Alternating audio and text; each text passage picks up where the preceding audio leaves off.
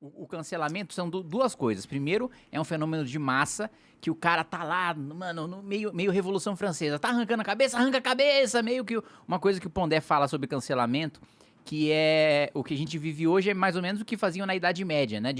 Tem uma bruxa, joga tomate na bruxa, tem uma execução pública da bruxa, tem um espetáculo em torno da bruxaria. Só que a bruxaria não existe. Né? A pessoa basicamente está sendo condenada por uma coisa que não aconteceu, que não existe. Às vezes ela, tipo... Que não tem fato nenhum. Usava umas ervas pra acusar e o sujeito joga e gosta de estar naquele fenômeno de massa e tal. Uma coisa meio Revolução Francesa também, só que aí é importante lembrar pros canceladores, né, que na Revolução Francesa Robespierre termina perdendo a cabeça também. Então, na ânsia de arrancando a cabeça de todo mundo, quem corta a cabeça uma hora tem a cabeça cortada também. É verdade, né? Isso aí a gente pode ligar com o que aconteceu com o Castanhari, de certa forma. Porque quando deu aquela polêmica comigo, ele não chegou falando, ô, Monark não é nada disso, nada. Ele falou, muito triste ver alguém se perdendo num personagem. Ou seja, né, você se perdeu num personagem que você começou, o quê? A fingir ser nazista? Tipo, escroto, né? Não, escroto.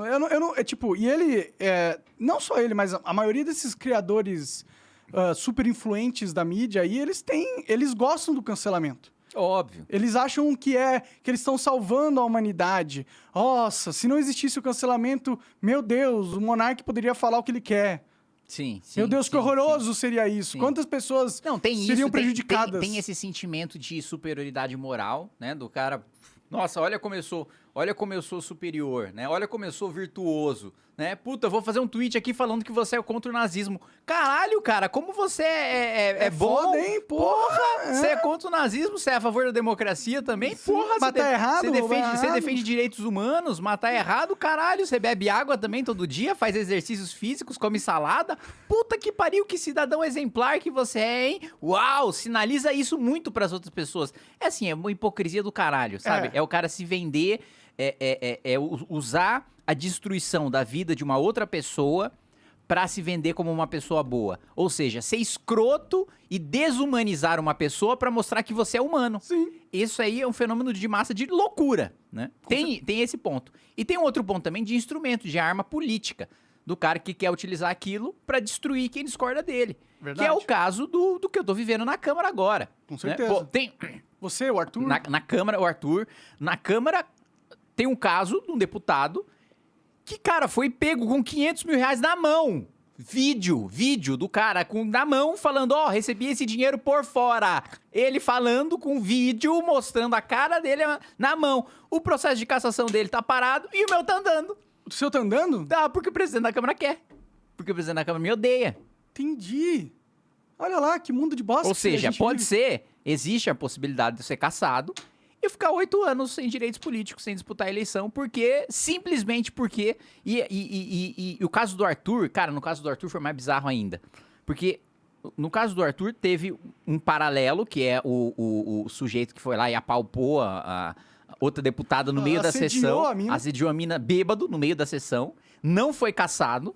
Saiu o relatório do Arthur hoje pela cassação dele. Sério? Pela cassação dele. Tá maluco. A mesma casa que suspendeu um cara que assediou ele mandou um áudio escrotíssimo. Não tenho a menor dúvida de que ele mandou um áudio escrotíssimo, incompatível principalmente com um parlamentar, com um sujeito que tem um mandato. É escroto pra caralho, mas se você for em qualquer bar, em qualquer lugar, você vai ouvir 800 vezes pior do que ele falou. Tudo bem, mas ele é um parlamentar, não pode falar como se ele estivesse num bar, assim.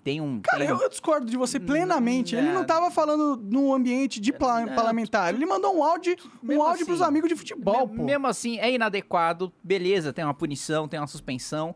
Agora, caçar o cara... E aí perguntaram, não sei pra quem, pra um membro lá, não sei se foi pro relator ou pro presidente do Conselho de Ética, por que no caso do Cury, né, do deputado que assediou, vocês suspenderam o mandato, e no caso do Arthur vocês estão tendendo pra cassação? Ah, não, é porque o Cury aqui todo mundo gosta. Ah! Ele falou isso? Falou abertamente numa entrevista. Sério? Falou, não, porque o Cury todo mundo gosta. Beleza, então eu vou caçar um cara que assim, tem uma conduta muito menos grave do que um outro, que foi suspenso, só porque não gosta do cara. Tem 2 pontos que mais incomodam os deputados estaduais na Assembleia Legislativa que querem caçar o Arthur. Porque logo no começo do mandato ele barrou o aumento de fiscais do Estado.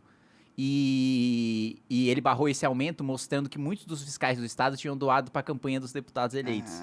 Entendi. E isso deixou os caras putaços. Primeiro, por ter impedido o aumento. Segundo, porque mostrou um esquema que os caras recebiam dinheiro de campanha dos fiscais e aí votava aumento dos fiscais na Assembleia. E outra coisa que ele barrou foi o aumento do auxílio gasolina, que os caras queriam gastar mais.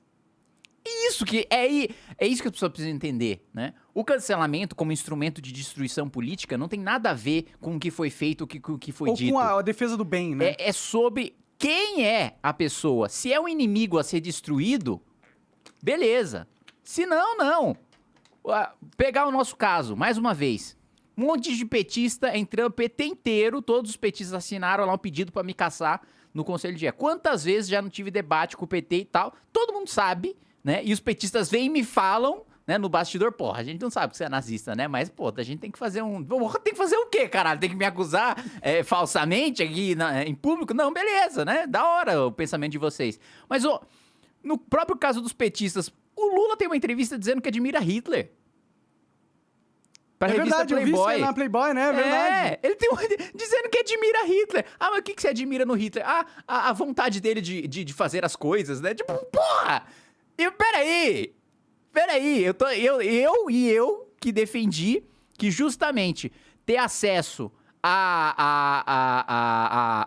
obras, né, envolvendo o nazismo faz com que as pessoas entendam o terror que foi, como foi odioso e como deve ser combatido. Eu que sou um nazista. Agora o cara que diz que admira, o cara diz que admira, aí não. Mas aqui ele tá protegido pelo grupo político dele, né? Exatamente. E o grupo político dele tem uma força gigantesca. É a esquerda toda.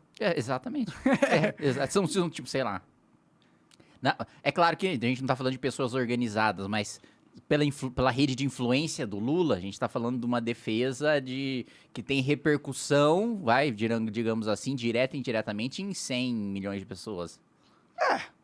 Por aí, né? Você acaba de assistir um corte do Monarch Talks. Agradeço demais, mas se você quiser ver o vídeo na íntegra e acompanhar ao vivo todas as transmissões, você tem que ir lá no rumble.com/monarch para não perder nada. Segue a gente lá.